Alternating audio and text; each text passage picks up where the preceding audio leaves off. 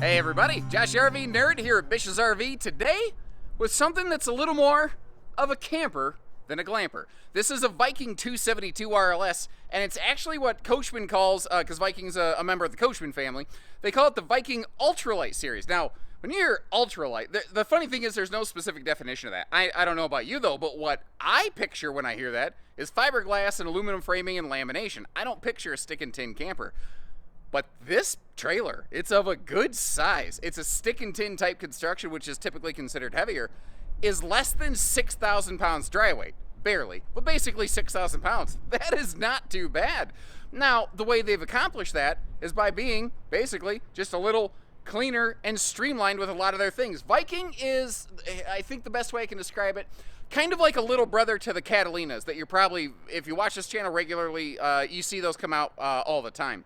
It's the simple series. It's just the facts, man. But they do a couple things on this that actually really surprise me. Like, it does have a bigger 15,000 BTU air conditioner, just standard, you know. Things like that are kind of cool. It has a two-way fridge standard that we'll see today. You can option into a 12-volt fridge if you are so inclined. Now, it's not an all-weather camper. You're going to see it's very simple. It's very basic. It's a camper, not a glamper. But it does its job fairly well. And one of the things that really shocked me, the bedroom is almost, I would say almost needlessly large, but if you're a bigger person who actually likes plenty of space to be able to get dressed, this bedroom has like a giant dressing room area that you could do almost a little bit of a Texas two-step in. Now, what's kind of nice here is, like, maybe recently you watched my video of a Grand Design Imagine 2500 RB, and you're like, oh, I really like that layout, but my budget just doesn't support something like that. That's why having such a variety of campers sometimes is really nice, because floor plans are almost never unicorn exclusives. Usually, you can find the same floor plan across many different brands. Sometimes you find it in a more fancy package, and sometimes you find it in the Just the Facts Man package, and that's what we got here today. I'm going to give them some credit in some areas, and I'm going to ding them in a couple areas. I really like how they just went with simple white accent lights down there. I like how they're nice and down low so that if you do have some guests sleeping on either the sofa or the dinette, they're not getting jabbed directly in the eyes. They were conservative on a lot of areas like lighting and windows, but I think they're in the right spots. I like that you have the sofa side windows there. You don't have a window in that slide out, but I think there's a reason for it. And either it's because they were keeping the cost under control, or because it didn't have an opposing breeze window partner, since the refrigerator is in the slide. And this is a very interesting thing. I like it when manufacturers do that, because those refrigerators are big and bulky, and getting your largest thing in the kitchen out of the way is really nice. I said I'm going to praise them in a couple spots. I'm going to ding them in a couple spots. First, let's get the bad news over with. I don't think this is a type of camper that should have floor vented heating. And I say that because this is not a camper intended for cold camping, which is one of the best benefits of floor ducted heating. But I am going to give them credit for getting rid of the carpeting in the slide. That is actually something I hope Big Sister Catalina adopts moving forward. Even, what do you think about this? So, this is carpetless, but it has a little step up. Would you rather have floor flush, even though it's not floor flush with carpet, or would you rather have carpetless with a little step up if you could only choose between one of those two things? Now, the first time I saw something like this was actually from Dutchman, I think in maybe their Kodiak series. Dutchman doesn't get the credit it deserves either. Extremely innovative. Actually, one of their phrases they like to use is, if it ain't Dutch, it ain't much. That is a full, what I'm going to call true U dinette. And again, simple series camper, posts, no doors, no drawers. If you're handy and crafty, though, you can save a lot of money by getting a camper like this, do a couple little personal add-ons, and laugh all the way to the bank with that lower monthly payment, or just cash out figure, whatever works for you. Central air is great. The fact that it's a larger 15,000 BTU air conditioner from the factory is even better. You don't have to worry about upgrading that. These don't come with TVs. These do not come with fireplaces. However, it does come with a USS battleship's worth of countertop space. Look at that. Fly into the danger zone. Negative, Ghost Rider. The pattern is full. And yes, I know I'm recording right now. Now, electric space heat and fireplaces are nice. Again, if you're a little bit handy, that's probably something that you could add. But that extra chunk of counter space, or storage space down there, well, I've never heard anybody complain about having extra storage either. Wrapping our way around here. What's the cabinet construction? I'm going to guess, like most Coachmans, this is going to be pocket screwed. And yes, it is. Okay, let me feel a little bit here.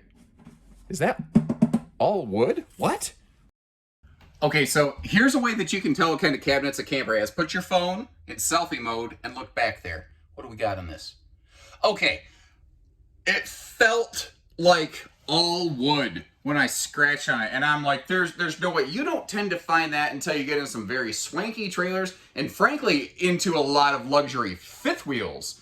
So I was a little surprised. So what we're looking at here, it's got a real wood core, but on the front and back sides of the stiles and rails, there's a little bit of MDF, which is compressed particle board, and then it has a sticker wrap. That is very normal in this class. That's actually what I expected to see, but for a moment, I was like, what? Okay, so now that mystery is solved, working our way back down here, farm sink with a split set of covers, which I really like. Great space for a wastebasket. Again, this camper checks a lot of very solid boxes. The bathroom, you're either gonna love it or you're gonna hate it. And there's really not going to be a whole lot of in between. So to begin with, let's look at the shower. Take a dog leg right around the corner here. 6.5 foot tall conventional height camper means my 6'3" self's head is all up in that bubble. That is just a simple shower pan, not a big step-in tub. But holy crap, Batman, was there a bunch of space around that toilet. But storage is something Coachman and Viking by extension have always been very, very good about. And even though this is a simple, more basic camper, they loaded it up. That being said, now that I'm standing in the shower, I've detected something you will never see on camera, and I hope you appreciate that I'm willing to point it out. Because apparently this shower was made in Bikini Bottom, because that shower pan feels like I'm walking on SpongeBob SquarePants. Maybe, because I've never been in a lot of Vikings. This is my first new Viking I've ever been in. Maybe this one, just the base under the shower wasn't built properly or needs adjusted. I don't know. Maybe they all suck. I don't know. I want to give you this information so if you go shopping, when you're shopping, here's a tip. Walk in the showers. Step in the tubs. Especially if you're a bigger person. Because the fact is, most RVs, like I'm pushing the weight limits that most RVs are set for. And I know that quite a few people bigger than me go camping. And no judgment on your lifestyle or your body style. I don't care about any of that. I just want you to be happy with what you get and to know what to look for. Now we've got a second door direct into the bedroom here. If you don't like those, you can always just leave it dead bolted. I suspect that is for traveling access. Now remember when I said the bedroom is like absurdly large? I am not in wide angle mode. That is what the floor looks like. This is wide angle mode. This thing just has an extremely large bedroom. It like totally took me by surprise. And in a way I was like, why did you make it so long? They could have definitely shortened the camper up. They could have made it lighter. They could have made it less expensive. But at the same time, it's only 6,000 pounds as it sets. I don't know that they necessarily needed to make it any lighter. And the fact is now we've got space where you can actually get dressed in your bedroom. And what's also surprising, they don't have a bed closet slide or anything like that in here. But what they did is they basically built in a whole second closet. And then when you're laying in bed, you are directly across from a very simplistic, obviously, but functional entertainment center. What do you think about this? Like giant bedroom in a base level camper? Kind of interesting. Ooh, I almost screwed up here. I wasn't even thinking. I just walked back to the button to close the slide. I left that bathroom door open. Don't do that. Don't do that. If you look down there at the base, the slide floor will crush and smash and punch a hole through the bottom of that door. I just about bought us a new door. Thankfully, I stopped just in time. Now, my battery's about dead, so I wasn't able to reopen the slide, close the bathroom door, reclose that slide. Kind of keep that in mind. But it's close enough, I think you get the idea. You're not able to walk through there. Now, you can walk in, you can get to the sink, you can get to the refrigerator, you know, you can get to all that just mega amounts of countertop space, and I didn't count my steps. I about broke an ankle coming down what I thought was a double step, but was, in fact, a triple. It's kind of like when you, like, if you ever move into a new house or you go visit somebody, you gotta count the steps, right? So that if you're staying overnight, you don't fall down the steps and kill yourself. So, funny story. One time, my mom was selling our house when I was still living at home with the parents, and I went downstairs to print out a little flyer for a guy that stopped by. We had run out, and I slipped going down the stairs. So here I am, my young, cocky 20-year-old self. He's like, can I get some information on the house? I'm like, sure, I'll jump downstairs. I'll get you one real quick. He's like, don't worry, man. I'll be back in a flash. The next thing he hears, like it sounded like in the air, like, it hurt. It hurt so bad. I was writhing in pain. But I'm going to be 20 years old and cool, and I'm acting like I'm not hurt, but like I'm wincing in pain. The guy goes, did you fall downstairs? I'm like, no. Would you call my mom? Now, outside here, we're actually going to begin in the pass-through. Like you see an OSB deck base there below the bed. Again, this is a camper that is built unapologetically to keep the price tag in check. And although, you know, it's easy to criticize a brand and say, oh, they're just being cheap. You know what? At the same time, every single person wants a lower price tag on their camper. And with the runaway pricing that has hit the industry like in a rampant fashion this last year, I can respect a company who has maintained a little bit of discipline and kept things a little more basic. Now, at the same time, if you look in the background here, you see things like a Cedar Creek and Arctic Fox. I mean, Bish's RV is big. We got a little bit of everything. If you want all the ritzy glitzy, man, we've got all that kind of stuff. But there's a lot of people like, listen, I just want to keep my monthly payment under control. What do you got? This could be a good option. Now we're looking at, speaking of options, the optional Smart Jack tongue jack.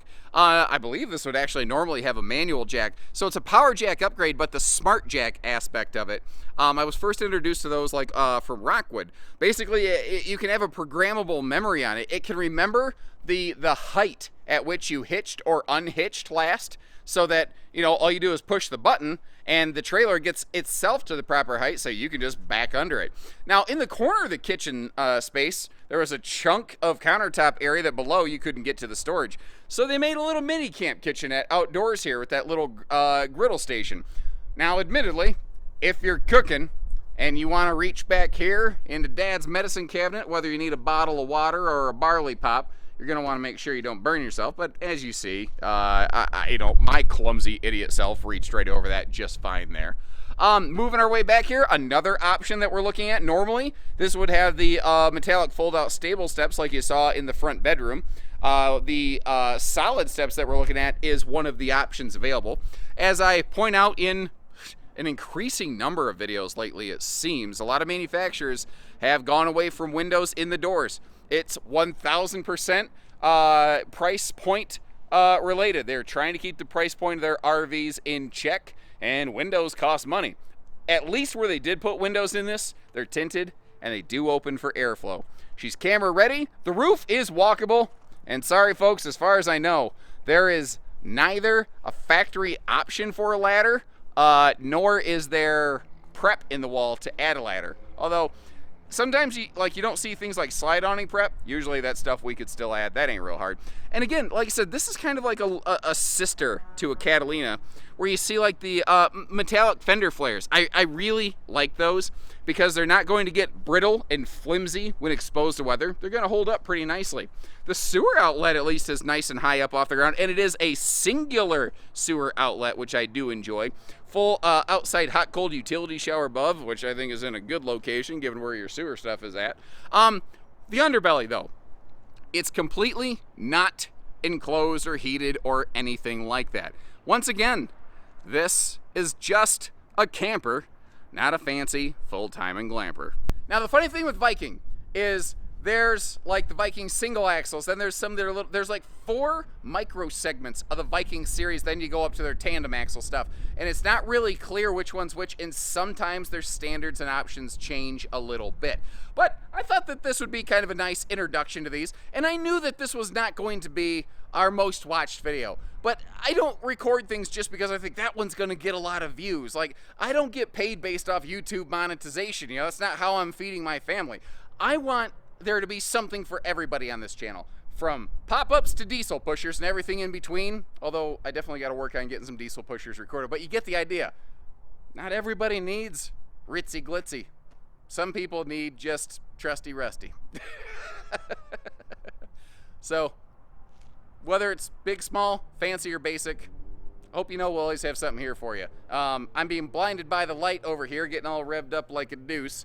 I'm gonna end up another runner in the night, so I'm gonna wrap this up because my eyes are burning. Take care, stay safe, have fun, and at least it ain't freezing, everyone.